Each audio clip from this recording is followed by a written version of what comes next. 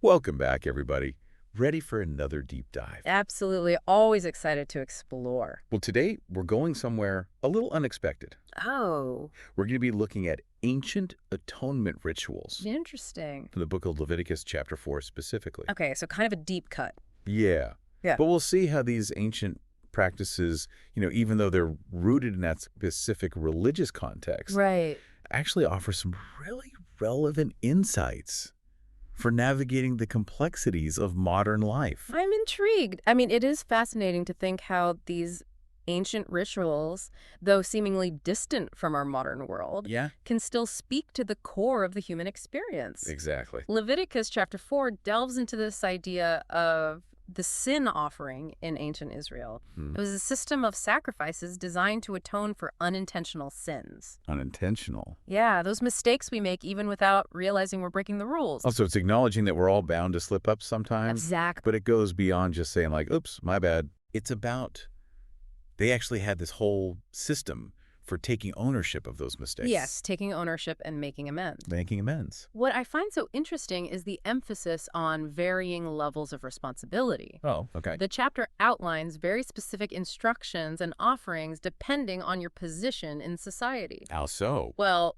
priests, as religious leaders, were required to offer a bullock, The bullet. while leaders offered a kid. Okay. And common people could offer a female goat or a lamb. Wow, a bullock. That's a pretty substantial offering compared to a lamb. It is, right? It really underscores this idea that the higher your position, Uh-huh. the greater the impact of your actions, Absolutely. and therefore greater need for accountability. Precisely. It highlights the ancient Israelite belief that leaders were held to a higher standard. Hmm. Their decisions carried more weight, and they were expected to be more mindful, more responsible in their actions. Makes you think about how this principle still resonates today, It right? really does. We hold our leaders, CEOs, even parents, Yeah. to a higher standard because their choices have that ripple effect on a much larger scale. Absolutely. It speaks to the importance of choosing leaders who not only possess competence, Right. but also demonstrate integrity and a strong moral compass. This idea of varying levels of responsibility is just one of the fascinating insights we can glean from this ancient text. It's like peeling back layers of history to uncover these timeless principles that still have relevance in our modern world.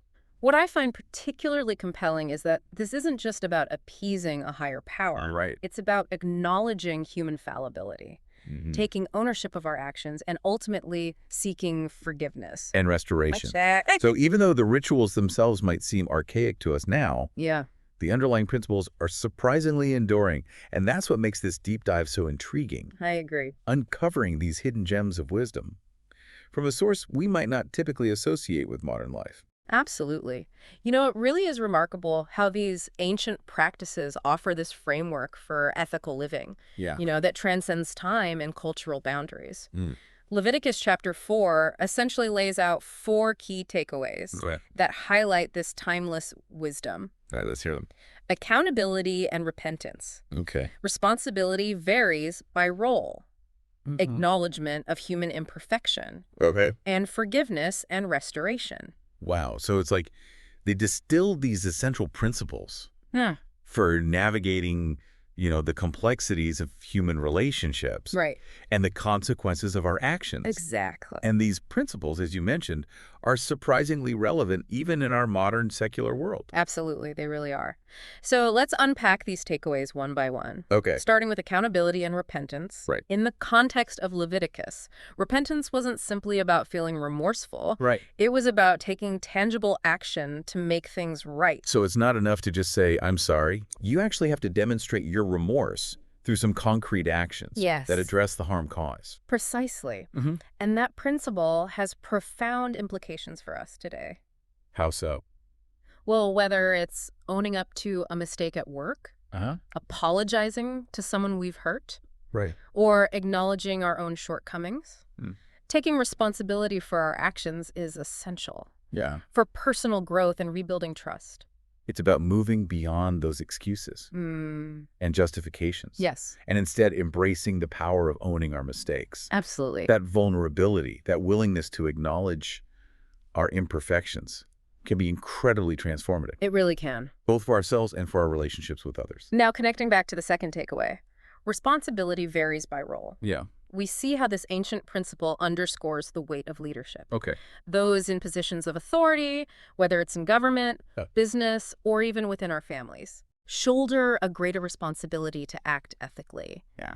And be accountable for their decisions. Because their actions have a wider impact. Their bullock, so to speak, is larger. Exactly. We instinctively expect more from our leaders, our mentors, Right. those whose choices influence a larger circle. It raises the question of what kind of leadership we value and how we hold those in power accountable for their actions. It's a conversation that continues to resonate deeply in our modern world. Absolutely. And it speaks to the importance of not just competence, Right. but also character, integrity, Yes. and a strong moral compass in those we choose to lead us. The third takeaway, acknowledging human imperfection, might seem obvious at first glance, but it's actually quite profound in its implications. Leviticus recognizes that we are all fallible beings, prone to mistakes and missteps. It's like this built-in reminder not to beat ourselves up too much when we fall short. It encourages a sense of self-compassion, acknowledging that we're all on this journey of growth and learning. And this acknowledgement of our shared imperfection can foster a more compassionate approach to interacting with others. It's a reminder that we're all in this together, navigating the complexities of being human. It's a powerful antidote to the culture of perfectionism Absolutely. that often pervades our modern world. Indeed. And finally, we come to the concept of forgiveness and restoration. This principle highlights the possibility of healing and moving forward after wrongdoing has occurred. So it emphasizes the importance of seeking reconciliation, Yes. of rebuilding trust and mending broken relationships. It suggests that even when things feel fractured, there's always hope for repair. And this applies not only to our relationships with others, but also to our relationship with ourselves. Oh, okay. Forgiving ourselves for our mistakes is crucial for growth and moving forward. It's about recognizing that we're all capable of making amends, of learning from our past and striving to do better in the future. This idea of restoration, of second chances, is deeply resonant, isn't it? It is. It speaks to our innate human desire for connection and healing. It really is. And, it reminds me of that detail from Leviticus about the different types of sacrifices required. A bullock for a priest, a lamb for a commoner. Right. It just paints such a vivid picture of how the ancient Israelites viewed, those varying degrees of responsibility based on one's role in society. It's such powerful imagery, isn't it? And speaks to those enduring relevance of these ancient principles. Yeah. Just like those priests in ancient Israel, our modern-day leaders, educators, even parents, carry a heavier burden of responsibility. They set the tone, they influence decisions, they shape the lives of those around them. It's like we're all carrying different levels of bullocks and lambs, in a sense based on our roles and the impact of our choices. That's a great way to put it. It's this reminder to be mindful of the weight our actions carry and to strive for integrity in all that we do. And that awareness, I think, can be incredibly empowering. It encourages us to step into those roles with a heightened sense of responsibility, knowing that our choices, they have those ripple effects that extend far beyond ourselves. It's amazing to think that a chapter in Leviticus, a text often associated with ancient rituals and religious law, could offer such profound insights into ethical leadership and just responsible living in our modern world. I know what's so compelling about these ancient texts is their ability to transcend time and cultural boundaries. They tap into those universal truths about human nature.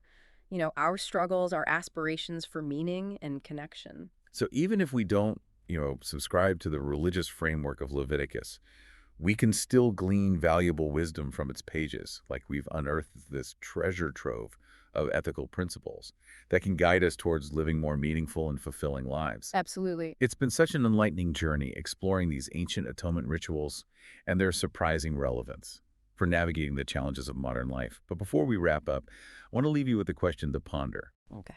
How do you think the concept of making amends for unintentional mistakes could improve our society today? And does the idea of, different levels of responsibility based on one's role, does that resonate with you? We'd love to hear your reflections on these timeless principles. Until next time, keep diving deep.